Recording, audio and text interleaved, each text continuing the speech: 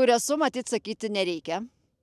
Barškuolė jau yra tapusi Vilkaviškio krašto ūkininkų simboliu. Ir šiandien kalbinsiu dvi moteris. Brigita Radvinauskienė, ūkininko Šarūno Radvinausko žmona, to pačio Šarūno, kuris kartu su Artūru Vakarinu keliavo su Barškuolė aplink Lietuvą. Nesakyk, kad toli, nesakyk, pamiršai. Jeigu aš pakely, jei liepsnoja laužai. Ir Deimantė Šlivinskienė, ūkininko Roko Šlivinsko žmona, bei Vilkaviškio krašto ūkininkų sąjungos pirmininko gerbiamo Arvydo Šlivinsko marti.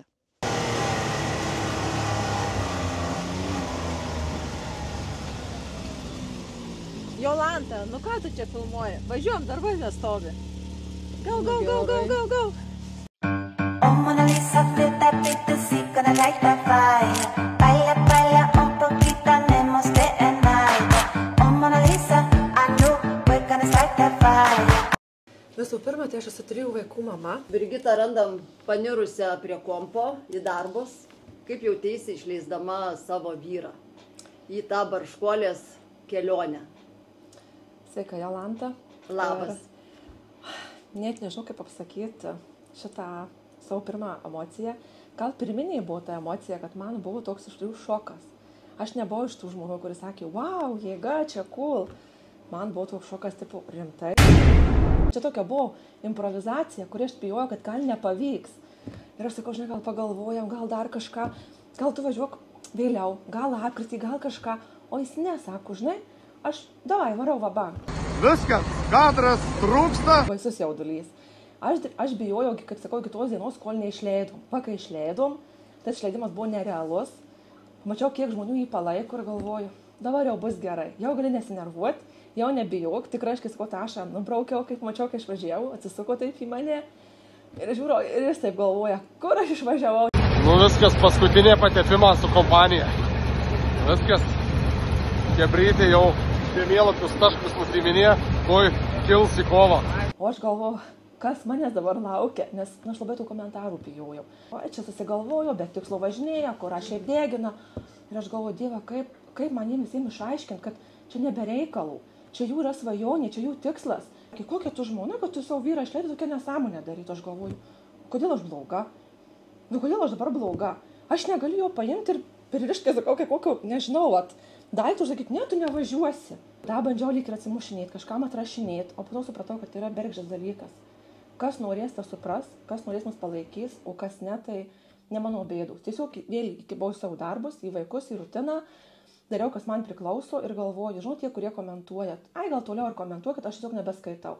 Ir kai pradėjau nebeskaityti, man pasidarė lengva. O jau kada pradėjau jis ir palaikyti, va kaip į tą pačią upiną, kai nuvažiavom, vyrui nuvežiau papildymą rūbų, reikėjo visą kitą. Kai pamačiau gyvai visus tuos, kaip sakai, žmonės, tavo tokia mažytė mergaitė, tokia ta raudona nausytė, kuris stovė tą porą valandų ir laukia, kad tas dėdė paimtų ant rankų, nusifotografuotų. Va tada supratau, dėl ko viskas buvo verta. Va čia buvo tai, wow, tu padarėjai tą, ko tu netikėjai. Net aš to netikėjau, kad tu taip gerai padarysi ir galvoju, žinai dabar, vyre, varyk iki galo ir parodyk, ką tu iš tikrųjų geriausiai sugebi. O tu geriausiai sugebi žmonės papirkti savo nuoširdumu, juoku, humoru, nes tu varai tai, wow, kaip gerai. Geras transvinos kuras būtų, vis tiek reikia kažko pumpuoti. Aš gal labiausiai tų gedimų bijojau, kad sugesti, negrįš ilgai, labai viskas susitęs, o kai taip viskas gražiai įsisprendė ir tų žmonių ta dėka ir pagalba ir tų firmų. O ką veikiai namuose? Kokie darbai tavęs laukia namuose ir kokie iššūkiai, kai likai viena, be Šarūno su 3 mažais vaikais? Gal iššūkiai buvo, tas didžiausias man iššūkis buvo vaikams pasakyti, kodėl tų tėčių nėra. Nes tie vaikai, tų tėčių labai laukia. Tie darbai, tai sakau, ar tie vaikus į darželį nuvežk, parvežk, tie būrėlė, tai čia buvo mano darbai. Viskas man buvo čia įprasta, čia man buvo natūralu ir man tikrai nebuvo sunku. Man gal tik dasidėjo tas veršiutas, kaip sakau, bulių šėrimas. Tai čia man irgi nesunku, čia per tą javapjūtę lygiai tas pats būna, čia tikrai man nepasunkėjo kažkuo ir jau labiau aš nelikau viena. Aš buvau ir aplink, buvo ir kaimynai, ir draugai, ir šeima, man visi padėjo. Va, kai sakau, man buvo sunkiausias tais vaikais. Nes, žinai, kodėl tas tėtis išvažiavo, kaip čia yra, kodėl čia jį filmuoja, jau niekad nefilmuodavo, kodėl jis ten taip kažką pasakė, kodėl ne kitaip. Ir sakau, kaip man tiem vaikam paaiškinti, aš pati nežinau, kaip paaiškinti, nes aš, jis pirmą kartą taip daro ir tie vaikai taip kažkaip stebėjosi, bet jie didžiavosi, nes aš kokį, mes žiūrėjom tas TV3 žinias, tai mažiukai ir sakė, čia mano tėtis, mama, čia mano tėtis, per televizorių rodo. O jo vaikai tai net prašė, kad aš atbučiau to TikTok'u, nes jie matė, kad tie video eina ir sako, tu gali patikėti, mūsų tėtis yra internete. Jie tai tiesiog džiaugiasi, jie didžiavosi. Ir kaip, tipo, gerai varai, dabar jie žiūri ir stebi ir kai pamato, mes tiek nematom su Šarūnu, kiek jie randa, sako, vaikai, kaip jūs randat. Jo, mes nežinom, kur ieškoti, žinau, mes viską žinom. Tai naujoji karta, žinai. Jo, ir sako, o tu žinai tą Jolantą. Žinok, net tave jis tik tokie yra idėjus. Ir žinau, kaip jūs vaikai, žinot, mes jau viską ieškojom, kur tai esi. Sakau, net mažiukiai tokioj buvo euforijo, kad, vaikam tai čia yra vau. Jis ir norėjo, kad būtų tas, kad vaikai juo didžiuotųsi. Kad tas tėtis išdrįso, padarė ir sakė, aš važiuoju dėl vaikų. Kad padrasyt visus, kad jie nebijotų. Nes jie žinojo, kad susidurs su ta, kaip sakau, ta banga, kad gausi to labai daug to heitų, kad daug tų blogų komentarų, kažkas pats ir sakė. Aš kai išvažiavau, aš galvojau, kaip man reiks atsimušti nuo tų visų blogų komentarų. Kai aš galvojau, kaip reiks atsimušti, buvo blogai. Kai supratau, kad aš neprivalau atsimušinėti. Tada ir palengvėjo ir man, nes, aš darau, ką aš noriu daryti. Tai va, dėl to, kad sakyti, ir važiavau, kad padrasyt tuos jaunus žmonės, kad nebijotų. Nes, kaip sakyti, kai tu kažką bandai daryti ir tokia gauni to heitų, tu iškart nuleidi rankas. Jie galėjo ir nuleisti rankas ir sakyti, ai, gal tada, gal ne, nebedarom.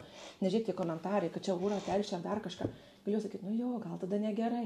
Gerai, o komentaras Kybartų lopai. Ir pažiūrėk, kaip jie gerai išvairavo Šarūnas kartu su Artūru. Tuos visus komentarus pavertė juoku.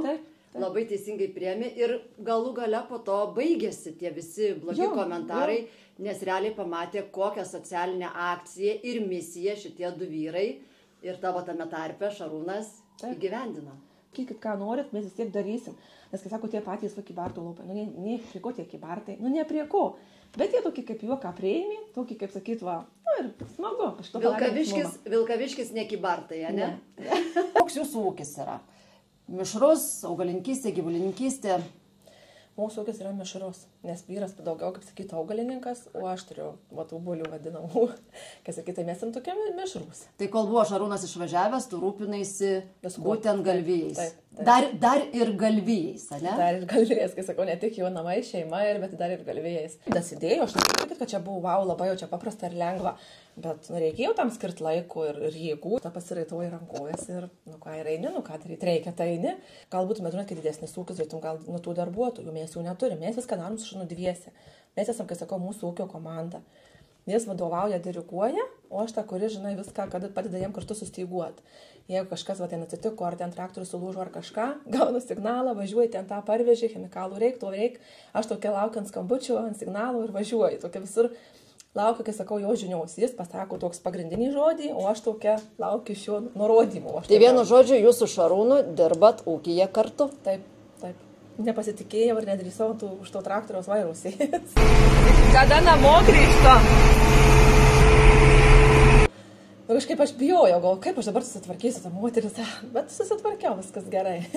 Pasakiau, jeigu pradėsiu ir sėti ir purkšti, viskas bus gerai. Šiaip tai jau tina, kai rapsų sėja, tai jau taip dažniausiai taip ir būna. Aš jau žinau, kad man vis tiek kažkas teks. Ar aš bavuluosiu, arba aš su skutiku dirbsiu, ar dar kažką, jau žinau, kad aš tikrai gausiu šitą darbą ir jau čia yra etatinis darbas, kai sakau. Bet ką daryti reikia ir darai. Brigita, turėsi mane pamokinti. Gerai. Šitų visų darbų. Aš atvažiuosiu pas tave pavasarį, į praktiką priimsi. Gerai.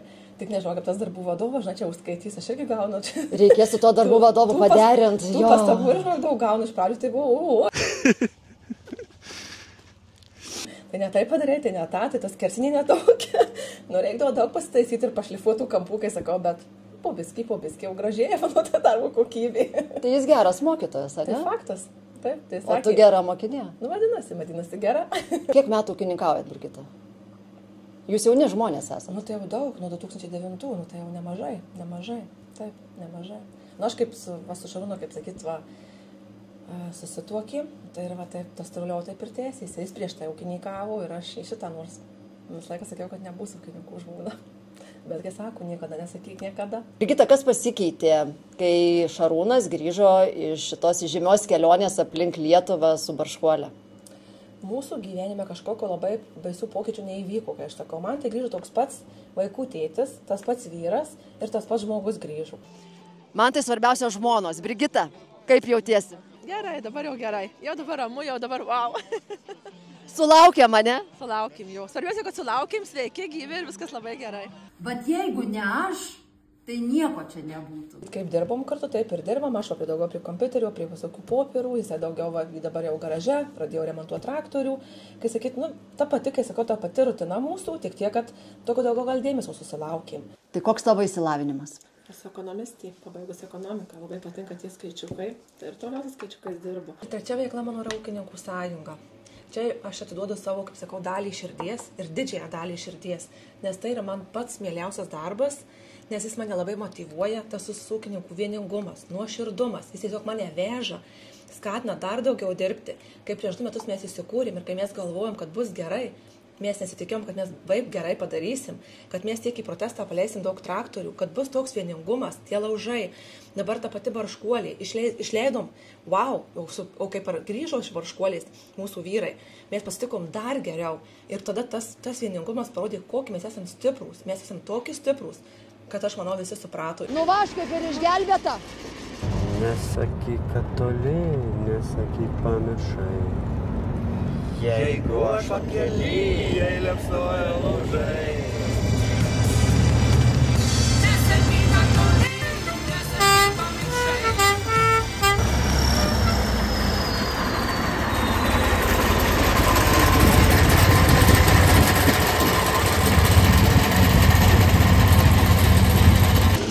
Kas atsitiko? Pažiūrėk, matei, sugėdau. Matau. A galėsi patempti? Patempsi, Barškuolė, net tokius traktorius paėmė. Paėmėm kombainus, visus paimsim ir tavė. Nu liuks, ačiū labai. Gerai, traukiam.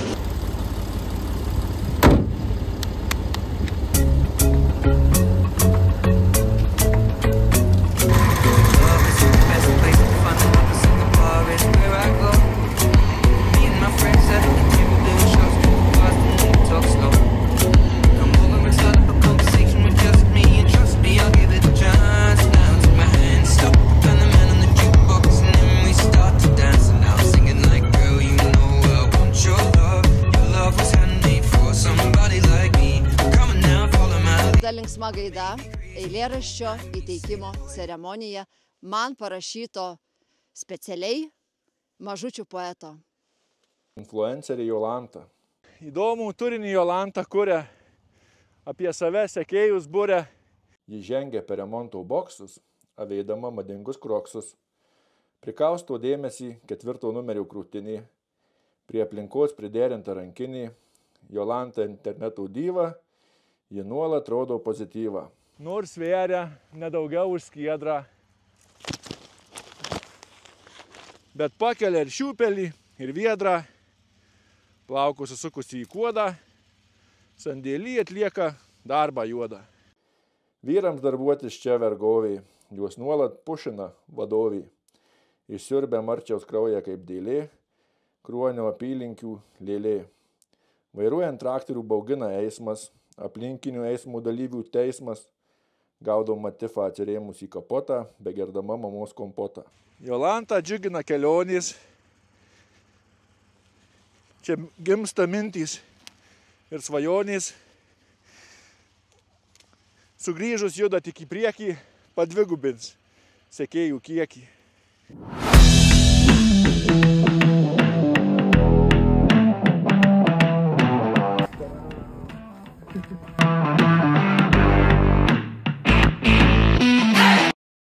Labai smagu, Jolanta, kad mus aplankei, labai džiaugiamės ir nenorim tavęs išleisti tuščiom rankom, kad pajaustum tą tikrą Suvalkijos dvasią tau, dovanojam tikros lietuviškos ir suvalkietiškos duonos, iškeptos šviežiai vakar ir dalelę mūsų. Tai visi šitie gaminiai yra tikrai pagaminti mūsų Vilkaviškio rajone. Tikimės, kad tau šitas kavos skonis tave nustebins, nes jinai yra šviežiai skrudinama Vilkaviškio rajone. O šitas Jolantos šakočiai, va tau bendravardės, gamina šakočius nuostabius ir taip pat gamina negriukus iš šakočių. Pas mus vadina tinginiais. Taip, nu tai čia irgi panašiai šakočio tinginys. Šitą aliejų, žinok, mes naudojam. Galėsi gal paragauti ir kitų skonių. Taip pat turim dar nuostabų atradimą Vilmanto sūrius, kurie irgi įsiskiria unikalius skonių ir įvairiom savybėm. Ačiū labai. Ir už ką, ačiū tau labai. Labai gera buvo, žinokit, pas jūs pasisvečiuoti. Ir mums buvo labai smagu, kad mus aplankiai. Lauksim dar, kad atvažiuojant. Būtinai. The club is the best place.